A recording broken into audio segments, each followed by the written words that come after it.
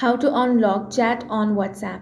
In this video, I will guide you step by step on how you can unlock chat on WhatsApp. For that, go ahead and launch open the WhatsApp on your device. Now, you will find the option of lock chats over here. Go ahead and select that. Now, enter your fingerprint. Here, you will find the list of all of your locked chats. Go ahead and select the one that you want to unlock. Then, tap on the username at the top. Here, scroll down and you should find the option of chat lock. To unlock this, all you want to do is toggle off this option. Confirm your face or fingerprint ID from here. Once you do that, the chat will be successfully unlocked.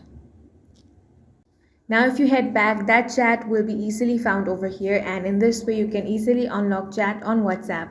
If you found this video useful, make sure to hit the like button and subscribe for more videos like this.